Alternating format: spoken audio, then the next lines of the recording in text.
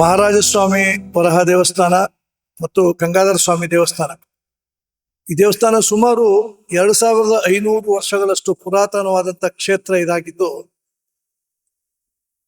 ಭಾರತದಲ್ಲಿಯೇ ಪ್ರಪ್ರಥಮವಾಗಿ ವಿಷ್ಣು ಸಾಯುಜ್ಯ ಅಂದ್ರೆ ವಿಷ್ಣುವಿನ ಸಾನ್ನಿಧ್ಯ ತನ್ನ 2 ಅವತಾರಗಳಾದಂತಹ ಶ್ರೀ ವರಹಸ್ವಾಮಿಯನ್ನ ಮತ್ತು ನರಸಿಂಹಸ್ವಾಮಿಯನ್ನ ಕೂಡುಕೊಂಡಿರುವಂತಹ ಸಾನ್ನಿಧ್ಯ ಇದು ಒಂದೇ. ಅಪರೂಪಕ್ಕೆ ಅಪರೂಪವಾದಂಥ ಒಂದು ಸಾನ್ನಿಧ್ಯ ಇದು. ಮಹಾರಾಜನಾದವನು ತನ್ನ ಯುದ್ಧಕ್ಕೆ ಹೋಗಿ ವಾಪಸ್ ಬರುವಾಗ 18 ವರ್ಷಗಳ ನಂತರ ಊರಿಗೆ ವಾಪಸ್ ಬಂದಾಗ ಅಂತಃಪುರದಲ್ಲಿ ರಾಣಿಯೊಂದಿಗೆ ಒಬ್ಬ ಯುವಕ ಮಲಗಿರುವುದನ್ನು ನೋಡಿ ಕೋಪಗೊಂಡು ಅವನ ಕುತ್ತಿಗೆಯನ್ನ ತನ್ನ ಕತ್ತಿಯಿಂದ ಕಡಿದಾಗ ರಾಣಿ ಎಚ್ಚರಗೊಂಡು ಹೇಳ್ತಾಳೆ, ಎಂತ ಅನಾಹುತ ಮಾಡಿದ್ರು, ನಿಮ್ಮ ಮಗನನ್ನೇ ನೀವು ಕೊಂದಿರಿ, ಎಂತ ತಪ್ಪು ಮಾಡಿದಿರಿ ಅಂತ. ಆತ ಅದಕ್ಕೆ ತುಂಬಾ ಮರುಕುಗೊಂಡು ತನ್ನ ಗುರುಗಳನ್ನ ಮತ್ತು ಸಂಬಂಧಪಟ್ಟಂತ ರಾಜಗುರುಗಳನ್ನೆಲ್ಲ ಕೇಳಿದಾಗ, ವಿಷ್ಣುವನ್ನ ಪ್ರಾರ್ಥನೆ ಮಾಡು, ಅದಕ್ಕೆ ಪರಿಹಾರ ಆತನೇ ಕೊಡ್ತಾನೆ ಅಂತೇಳಿ ಬಗೆ ಬಗೆಯಲ್ಲಿ ವಿಷ್ಣುವನ್ನ ಪ್ರಾರ್ಥನೆ ಮಾಡಿದಾಗ ಮಹಾವಿಷ್ಣು ಅವನಿಗೆ, ನೀನು ಹೋಗು, ನಾನು ವರಹ ಮತ್ತು ನರಸಿಂಹಸ್ವಾಮಿ ಅವತಾರದೊಂದಿಗೆ ನಾನು ಎಲ್ಲಿ ಸಾನ್ನಿಧ್ಯವನ್ನು ಕೊಟ್ಟಿದ್ದೀನೋ ಅಲ್ಲೋಗಿ ತಪಸ್ಸನ್ನು ಆಚರಿಸು, ನಿನಗೆ ಎಲ್ಲ ಶ್ರೇಯಸ್ಸನ್ನು ತಾನು ಮಾಡ್ತೇನೆ ಅಂತ ಹೇಳುವುದರಿಂದ ಇಲ್ಲಿಗೆ ಬಂದಂತ ಮಹಾರಾಜ ಈ ದೇವಸ್ಥಾನವನ್ನು ಕಟ್ಟಿರುವುದರಿಂದ ಇದನ್ನ ಮಹಾರಾಜ ಸ್ವಾಮಿ ಶ್ರೀ ವರಹ ದೇವಸ್ಥಾನ ಎನ್ನುವಂತ ಬಿರುದು ಈ ದೇವಸ್ಥಾನಕ್ಕೆ ಬಂತು. ನಂತರ ದಿನಗಳಲ್ಲಿ ಈ ಕ್ಷೇತ್ರವನ್ನ ಅದು ಮಾರಸ್ವಾಮಿ ಎನ್ನುವಂತ ಕರೆಯುವಂತ ರೂಢಿಯಾಯಿತು.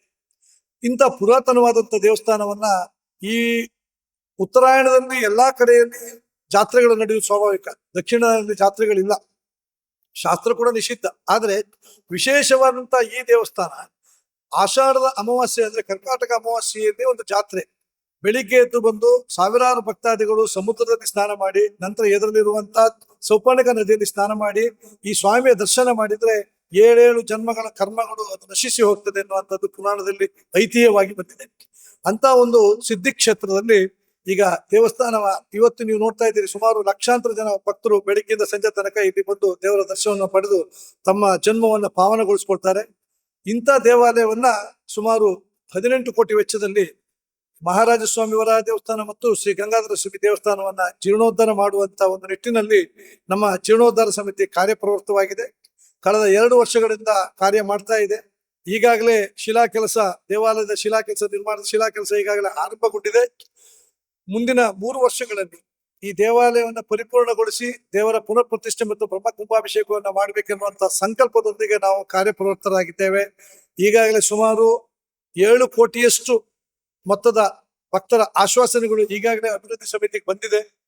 ಈ ಅಭಿವೃದ್ಧಿ ಸಮಿತಿ ಕಾರ್ಯನಿರ್ವಹಿಸ್ತಾ ಇದೆ. ತಾವೆಲ್ಲರೂ ಕೂಡ ಎಲ್ಲ ಭಕ್ತರು ನಾವು ಇಷ್ಟೇ ಕೇಳ್ತೇವೆ, ಅದು 1 ರೂಪಾಯಿ ಇರ್ಬೋದು ಅಥವಾ 10 ರೂಪಾಯಿ ಇರ್ಬೋದು, 1000 ಇರ್ಬೋದು, ಲಕ್ಷ ಇರ್ಬೋದು, ಪ್ರತಿಯೊಬ್ಬ ಭಕ್ತನ ದುಡ್ಡು ಕೂಡ ಇಲ್ಲಿ ಬಂದು ಈ ದೇವಾಲಯದ ನಿರ್ಮಾಣಕ್ಕೆ ಅದು ವಿನಿಯೋಗ ಆಗ್ಬೇಕು. ನಮ್ಮ ಕರ್ಮಗಳನ್ನ ಕಳ್ಕೊಳ್ಳಿಕ್ಕೆ ಇದೊಂದು ಸಾಧನ ಆಗ್ಬೇಕು. ಮುಂದೆ ಒಂದು 100 ವರ್ಷ ಬಿಟ್ಟು ನಾನು ಪುನಃ ದೇವಸ್ಥಾನ ಕಟ್ತೇನೆ ಅಂತ ಹೇಳಿದ್ರೆ ದೇವಸ್ಥಾನ ಕಟ್ಟುವ ಯೋಗ ಇಲ್ಲ. ನಮ್ಮ ಹಿಂದಿನ ತಲೆಮಾರಿಗೆ ಬಂದಿಲ್ಲ, ಮುಂದಿನ 10 ತಲೆಮಾರಿಗೆ ಇರೋದಿಲ್ಲ.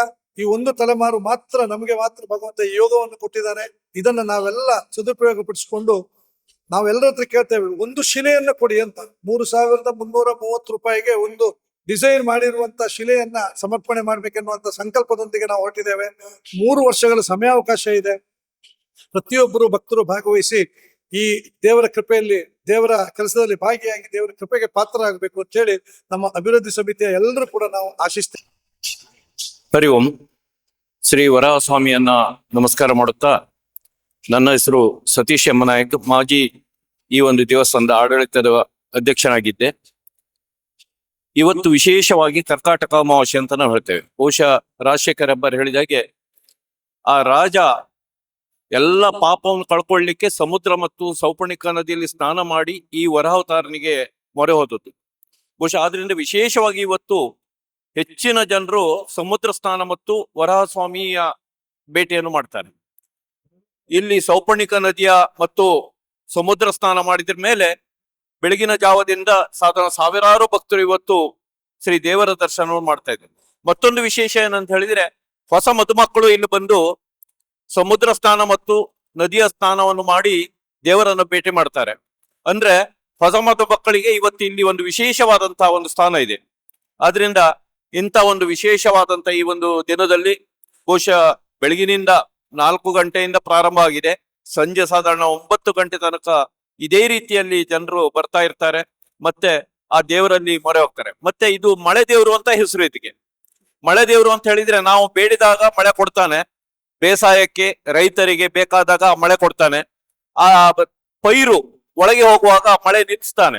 ಅಂದ್ರೆ ಜನರು ಹೋಗಿ ಬೇಡ್ತಾರೆ, ಇವತ್ತು ನಮ್ಮ ಪೈರಾಗಿದೆ ಅದು ಒಳಗೆ ಹೋಗ್ಬೇಕು ಅಂತ. ಆವಾಗ ಆ ಭತ್ತಗಳನ್ನೆಲ್ಲ ಒಳಗೆ ತಗೊಂಡು ಹೋಗುವಾಗ ಇನ್ನು ದೇವ್ರ ಹತ್ರ ಬೇಡಿ ಬಹುಶಃ ಆ ದೇವರು ಮಳೆಯನ್ನು ನಿಲ್ಲಿಸುವಂತ. ಮಳೆ ಬೇಕಾದಾಗ ಕೊಡ್ತಾನೆ, ಬೆಳೆದಿದಾಗ ನಿಲ್ಸಾನೆ. ಅಂದ್ರೆ ಅದರಿಂದ ಮಳೆ ದೇವರು ಅಂತ ಹೆಸರು ಇವನಿಗೆ. ಅದರಿಂದ ಇಂಥ ಒಂದು ವಿಶೇಷವಾದಂತ ನಮ್ಮ ಈ ಒಂದು ಕ್ಷೇತ್ರ ಇದು ಅಭಿವೃದ್ಧಿ ಆಗ್ತಾ ಇದೆ. ಬಹುಶಃ ನಮ್ಮ ಒಬ್ಬ ಯೋಗ್ಯ ಅಧ್ಯಕ್ಷರಾಗಿ ಅಭಿವೃದ್ಧಿ ಸಮಿತಿಯ ಅಧ್ಯಕ್ಷರಾಗಿ ರಾಜಶೇಖರ ಬರೀತಾರೆ. ಇಲ್ಲಿಯ ವ್ಯವಸ್ಥಾಪನಾ ಸಮಿತಿ ಅಧ್ಯಕ್ಷರಾಗಿ ರಾಜೇಶ ಬರೀತಾರೆ.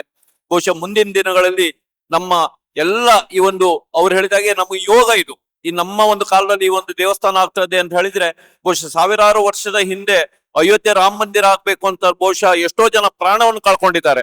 ಆದ್ರೆ ಆ ಅಯೋಧ್ಯೆ ರಾಮ ಮಂದಿರ ನೋಡುವ ಅವರಿಗೆ ಕನಸು ಆಗ್ಲಿಲ್ಲ. ಬಹುಶಃ ಇವತ್ತು ನಮ್ಗೆಲ್ಲ ಯೋಗ ಸಿಕ್ಕಿದೆ ಅಯೋಧ್ಯೆಯಲ್ಲಿ ರಾಮ ಮಂದಿರ ಆಗುವಂತದ್ದು. ಅದೇ ರೀತಿಯಲ್ಲಿ ಈ ಒಂದು ವರಾಹಸ್ವಾಮಿ ದೇವಸ್ಥಾನ ನೋಡುವಂತ ಭಾಗ್ಯ ನಮ್ಗೆಲ್ಲ ಸಿಗ್ತದೆ. ಆದ್ರಿಂದ ಆದಷ್ಟು ಜನರು ಇದಕ್ಕೆ ಸಹಕಾರ ಕೊಡ್ಬೇಕು ಅಂತ ಹೇಳುತ್ತಾ ನನ್ನ ಮಾತು. ಶ್ರೀ ಮಹಾರಾಜ ಸ್ವಾಮಿ ವರ ದೇವಸ್ಥಾನ ಇದರ ಕರ್ಕಟಕ ಅಮಾವಾಸ್ಯೆ ಜಾತ್ರೆಯ ವಿಶೇಷ ದಿನದಂದು ಈ ದೇವರಿಗೆ ವಿಶೇಷ ಕಾರ್ಯಕ್ರಮ ಎಲ್ಲ ನೆರವೇರಿತು. ಹಾಗೂ ಈಗ ಸಾಧಾರಣ 1 ಗಂಟೆಗೆ ಸಾಧಾರಣ 30,000ಕ್ಕೂ ಅತಿ ಹೆಚ್ಚಿನ ಭಕ್ತಾದಿಗಳು ಆಗಮಿಸಿದ್ದಾರೆ. ದೇವರ ಪ್ರಸಾದ ಸ್ವೀಕರಿಸಿದ್ದಾರೆ.